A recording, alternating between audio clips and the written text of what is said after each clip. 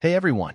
Welcome to the channel where we dive into the hilarious world and fascinating story of Mr. Bean, the iconic character who's been making us laugh for decades. Get ready for fun facts, behind-the-scenes secrets, and all the quirky moments that made Mr. Bean a legend. Let's get started. Throwaway account because some people at work follow my main. You can call me Mr. Bean. Yes, like the character, and yes, it's a nickname that's stuck since college because of one bad impression I did during Freshers Week that spiraled out of control. Anyway, I'm here because I'm in one of those surreal emotional places where your brain's screaming, "This is insane," but your body just continues brushing its teeth and making toast like everything's normal. It's not normal. Not even close. My wife and I have been together for 12 years. Married for 9. 2 kids, 7M and 4F. She's always been the more dominant one, the planner, the social butterfly, the sharp-tongued alpha in every room. I used to find that sexy. I genuinely thought she just balanced out my awkward. Now I'm wondering if I was just too quiet to call out red flags. I should have known something was off when she got weird about the socks. Yes, socks. A few months ago, I noticed that her drawer had a bunch of men's athletic socks in it. Weird, right? I don't wear that brand, and they were clearly new. So I asked her casually, "Hey, did you buy me socks or something?" And she laughed, laughed in this condescending, "You're so dumb" way, and said, "No, those are mine now. They're comfy." Okay.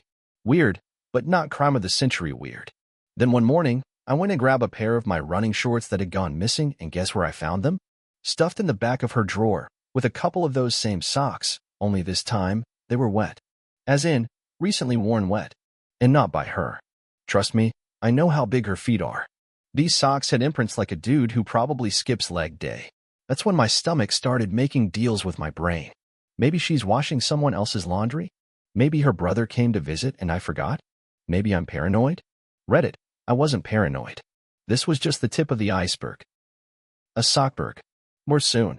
I'm still trying to wrap my head around how ridiculous this gets. After the sock incident, I tried to forget about it. Seriously, I did. I chalked it up to, I'm overthinking, which, by the way, has been my emotional survival tactic for years in this marriage. But then her phone started going off at night. Now, let me explain something. My wife never used to keep her phone face down. She was one of those nothing-to-hide types until about 3 months ago.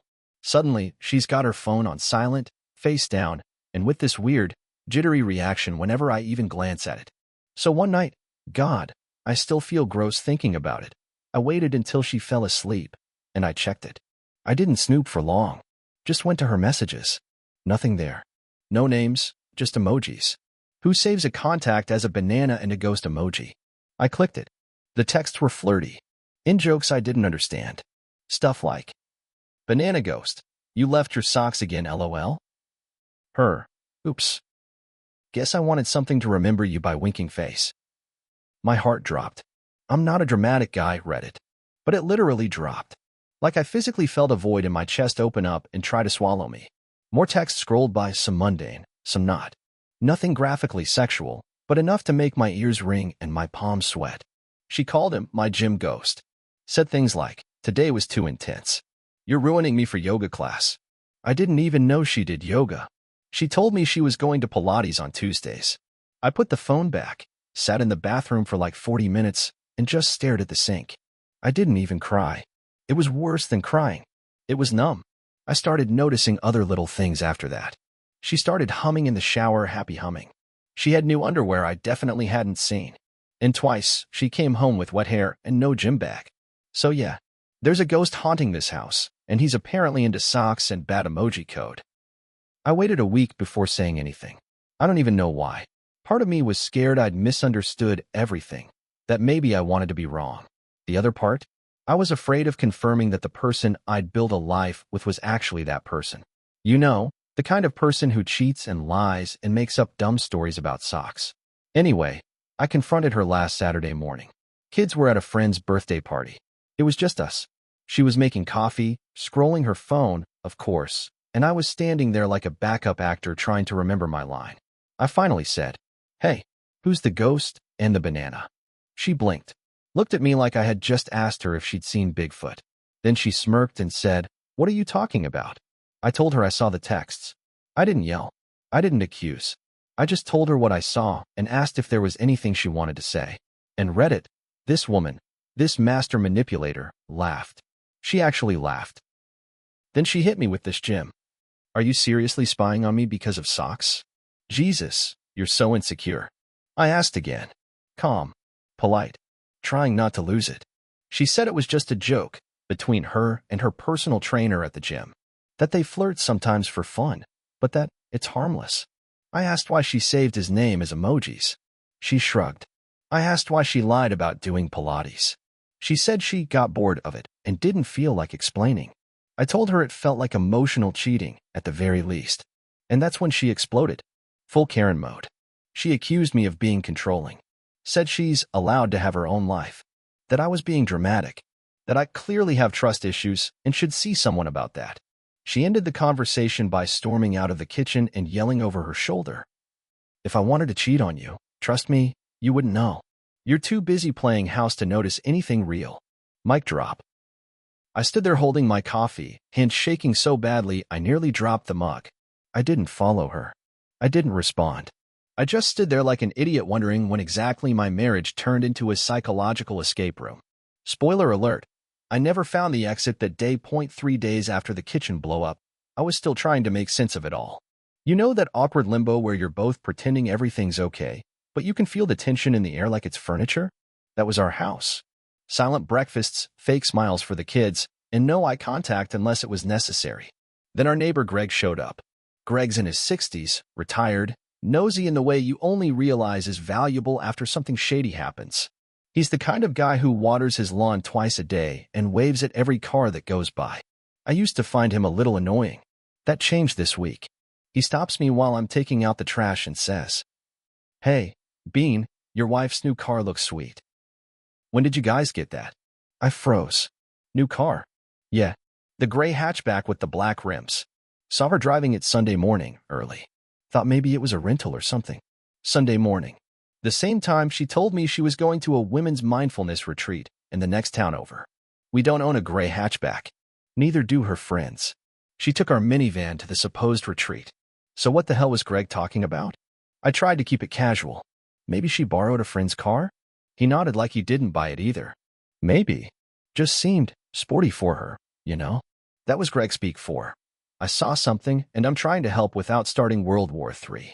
I went inside and checked our Ring camera footage. Guess what? Sunday morning, she left in our minivan. But later that evening, around 6:30 p.m., the camera caught her getting dropped off in a gray hatchback by someone with sunglasses and a buzz cut. The guy didn't come inside. She waved, smiled, and walked into the house like nothing had happened. She was wearing yoga pants and one of my old hoodies. Not a retreat outfit. No overnight bag. Just a coffee in her hand and a smug look on her face like she just won an Oscar for Best Actress in a gaslight drama. That's when it hit me. The retreat was just her excuse to vanish for a day and come home with a new story and no questions asked.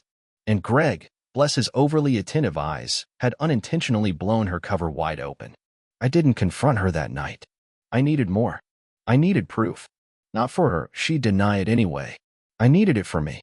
So I could finally stop pretending this was salvageable. After Greg's comment and the Ring footage, I couldn't stop thinking about that gray hatchback. I wanted to be wrong. I really did. I wanted it to be some innocent misunderstanding. Maybe she had gotten a ride from a friend or a rideshare app or something. But my gut had clocked out weeks ago, and every nerve in my body was screaming the same thing. She's lying. So I got petty. I downloaded the Ring video clip. I zoomed in on the license plate. Not crystal clear, but legible enough. I ran it through a basic online plate lookup tool. Nothing official, just one of those sketchy public record aggregators. And boom, name tied to the plate was Jason K. I didn't know a Jason K. But the next part made my skin crawl. I searched his name on Facebook and Instagram. Took a while. There are a lot of Jason Ks in our state, but I eventually found one with a gym trainer profile picture. Buff guy. Buzz cut.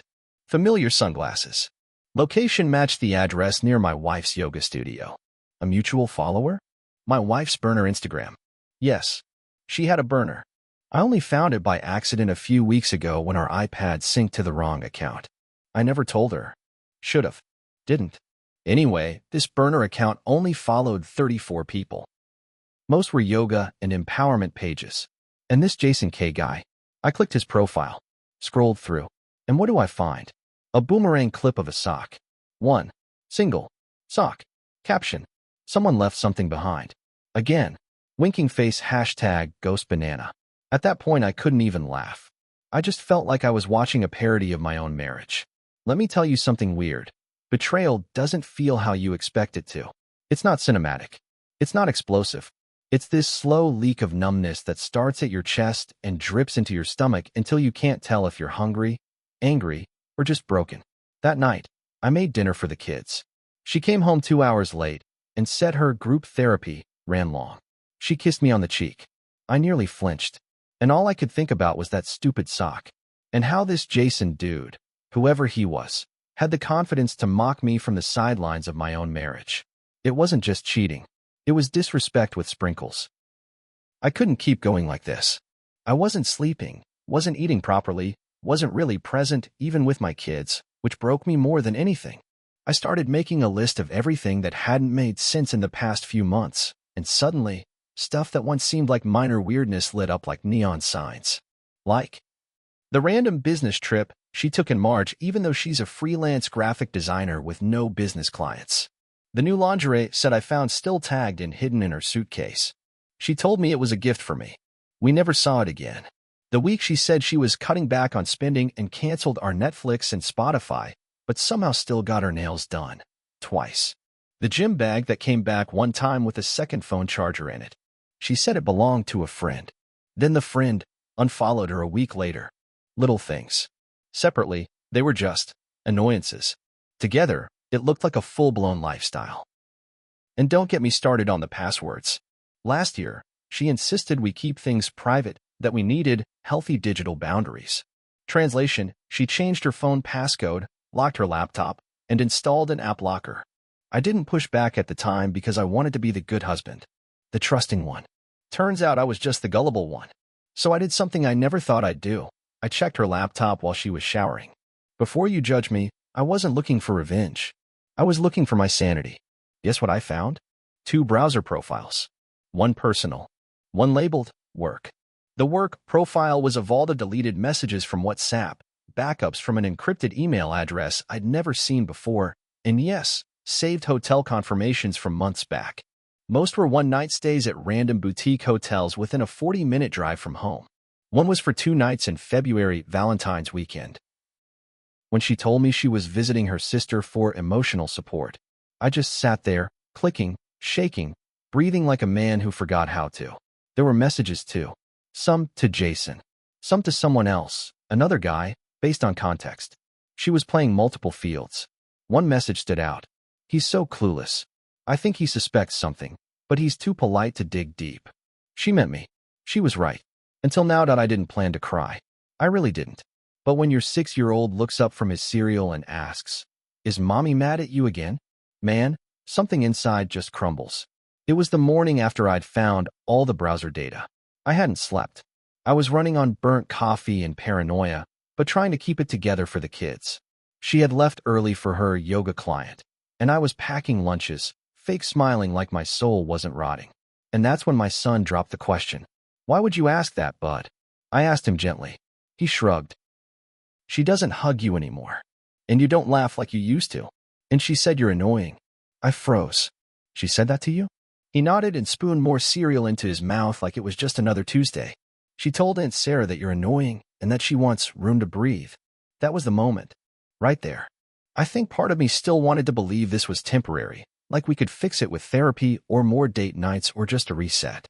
But now my kid, my sweet, observant little man, had unknowingly confirmed what I didn't want to admit. She'd already left the marriage. Emotionally, at least. She was just still here physically because it was convenient. Because the bills were paid. Because I cooked and handled bedtime stories. Because cheating was easier than leaving. I gave him a hug. A long one. And then I excused myself to the bathroom, locked the door, and cried into a towel so he wouldn't hear me. I wasn't just heartbroken anymore. I was humiliated. Diminished. Dragged down into this pit of someone else's selfishness. And now, my kids were being forced to make sense of things they shouldn't have to at that age. This wasn't just about me and her anymore at this point. I felt like a ghost in my own house, just floating around, watching my life rot from the inside out. I hadn't confronted her yet. I didn't know how. I was building a case in my head like I was my own divorce lawyer. But one night, something happened that blew this wide open. She was asleep on the couch, not unusual lately. I guess she thought avoiding our bedroom made the lies less obvious. I walked past her to grab a charger and noticed her purse on the floor, half open. No, I didn't go snooping. I really didn't. But something in there buzzed. That's what got my attention. Her phone was on the coffee table. I could see the screen lighting up with Instagram notifications. So what the hell had just buzzed in her purse? I looked inside. Nestled between a travel-sized deodorant and an Altoids tin was a second phone. A cheap burner. One of those prepaid Android models you can grab at a gas station for $40. I pulled it out. The screen was cracked in the corner, no case. I pressed the power button. No passcode. She didn't even lock it. The messages were all there. WhatsApp, Signal, some app I'd never even heard of called Wickerme. I couldn't even keep up with the names. Jason, Jay. Someone saved as Massage Boy Face with Tears of Joy. A few others saved by initials only. Conversations layered with emoji-heavy flirtation, dirty talk, logistics about when to meet. And in one thread, her literally texting. He's at home with the kids. I told him I'm having a panic episode. LOL. It was dated 3 days ago. I put the phone down like it was radioactive. My hands were shaking. I was sick, like genuinely stomach-turning, skin-itching sick. She was using mental health, as an excuse to go cheat while I put our children to bed and worried about whether she was okay. What kind of person does that? I didn't wake her up. I couldn't even look at her. I put the burner back exactly where I found it and went into the bathroom. I stared at myself in the mirror and didn't recognize the guy looking back. He looked like he'd aged 5 years and 5 weeks. That was the night I knew. This wasn't a mistake. This was her pattern. She didn't just slip up. She built a parallel life on lies, emojis, and burner phones. And she thought I'd never catch on. You'd think one burner phone would be enough betrayal for a lifetime, right? Wrong. Because apparently, my wife was collecting affairs like Pokemon. I don't know what possessed me, but the next day while she was out running errands, I went back to the laptop. There was one thing still gnawing at me, a cloud backup app one didn't recognize, something called pCloud. I'd seen the icon the first time, but I hadn't clicked on it. This time I did. And man, I wish I hadn't. Inside were screenshots, loads of them, of different message threads than the ones on the burner. These weren't flirty. They were intense. Long walls of text. Deep convos. Feelings. This guy wasn't like the others. He was the fallback. She called him Z. He lived in another state. They had a long-distance emotional affair going back at least a year. And from the screenshots, it was clear they'd been video calling too. I scrolled through them and felt the room spin. There were photos of her in outfits I'd never seen, in poses I really didn't want to see. Stuff she never shared with me, and I'm her husband. One message stopped me cold. If I didn't have the kids, I'd leave him and come be with you. He's not a bad guy. He's just not you. I had to sit down. I actually had to. My knees gave out. I was lightheaded, heart pounding, like I'd just been hit in the chest with a cinder block. Not a bad guy. Just not you. That sentence looped in my brain like a sadistic ringtone. She had reduced our entire life, our marriage, our history to a placeholder. A backup plan. A guy she tolerated while she daydreamed about her plan B. All those times I'd wondered why she was distant, why she pulled away when I touched her, why our anniversary was too exhausting to plan something for. Now I knew. She wasn't even with me anymore. Not emotionally. Not spiritually. Her soul had already packed its bags and moved to Z2 states over. And the worst part? She never planned to tell me. I was supposed to just keep parenting, paying bills, folding laundry, and slowly fading into the background like some half-useful manservant. It was a Wednesday night. She came home late again, claiming she had stopped by Tasha's to help her with a breakup emergency. That was her newest character, Florence Nightingale of Broken Girlfriends. I waited until the kids were asleep, sat on the edge of the couch. Quiet. Calm. Just watching her scroll through her main phone like nothing was wrong. Where's the other phone? I asked. She didn't flinch. Not even a twitch. What other phone? She said, without looking up. The one in your purse. With your side dudes and your fake panic attacks. Now she looked up. She squinted at me like I was the crazy one. You went through my stuff? That was her first response. Not denial. Not guilt. Just immediate, deflective offense. Yeah, I said. And I read the text to Z. And Jason. And massage boy face with tears of joy. You want me to keep going? Her mouth opened and closed like a busted Pez dispenser. Then came the sigh, the long, dramatic one, and she sat back. You weren't supposed to see that. That's it. That was her grand defense. I laughed. I actually laughed, bitter and ugly. That's what you've got? Not even a fake apology? She shook her head slowly. You don't get it. I've been unhappy for years. You're boring. Predictable. You never see me. I couldn't believe what I was hearing. Unhappy? You were unhappy, so you just started collecting men like apps on your phone? While I raised the kids and made you lunch every morning. I didn't mean for it to get out of control, she said, arms crossed now, like she was the victim. It started with texting Z again. We had history. And then, I don't know. The others just made me feel alive. I sat there, stunned, numb. So I'm the guy who holds your world together while you go off chasing dopamine? She shrugged. You wouldn't understand. And in that moment, that pathetic, soulless moment, I realized something. She wasn't even sorry. She didn't feel bad for lying. She felt bad for getting caught. This wasn't a breakdown. It was a blueprint. She'd been managing this double life like a job, and the only reason she was finally being honest was because I backed her into a corner. I stood up and said something I never thought I'd say to my wife. You don't get to destroy me just because you're bored. Then I went upstairs and slept in the guest room. And for the first night in weeks, I actually slept. After that confrontation, I thought maybe, just maybe, she'd crack. Show some remorse, explain herself, beg for forgiveness. Nope. Instead, I got a masterclass in excuse-making that made me question if she even knew what honesty meant. She started with the classic. You don't understand me. You never listen. Right. Because lying and cheating is just how you get hurt now. Then came. Everyone needs space. You were suffocating me. Suffocating?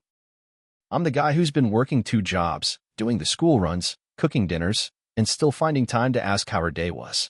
And then the kicker. It wasn't about you. It was about me. I needed to find myself again. Translation. I'm selfish and careless, and you're just the backdrop to my midlife crisis. She even had the nerve to say, if you loved me, you'd be grateful. I'm telling you now. Like confessing to weeks of deception makes it some kind of gift. I sat there, stunned, wondering if the woman I married was a stranger who'd stolen her face and body. Honestly, her excuses hurt more than the betrayals. At least the lies were temporary. The selfishness? That felt permanent. That night, I realized it wasn't just her actions breaking us. It was the complete lack of respect for everything we built. Just when I thought I'd seen all the cards she was holding, I stumbled onto something that made me question if I'd ever really known her at all. It started with an old habit of hers, using fake social media profiles. I'd heard rumors from a friend. Yeah, that's right. Even friends were catching wind of her shady behavior, that she had a secret Instagram account. Curiosity, and probably a little desperation, got the better of me. I searched every username she used, every email, every password hint she'd ever mentioned in passing. And there it was, a private Instagram with 0 posts but over 200 followers. Mostly men. Men I'd never heard of. Some with direct messages dating back months, filled with flirtatious comments and selfies she'd sent. What stunned me most was that she had kept this account active the entire time we were working on things. It wasn't just cheating anymore. It was a full-on parallel life. I found messages like, can't wait to see you tonight, winking face. Miss your smile, babe. Don't tell Mr. Bean, grinning face with wet. It felt like a slap in the face, and yet, it wasn't surprising. It was just confirmation that this had been going on longer, deeper, and with more people than I ever imagined. I sat down with my phone trembling, wondering how someone you love can become a stranger so quickly. After all the lies, the burner phones, the secret accounts, and the excuses, I was standing at a crossroads. I felt shattered, like the ground beneath me had crumbled away, but oddly clear-headed. I knew I couldn't keep living like this, pretending that everything was okay, patching up a marriage built on so many broken promises.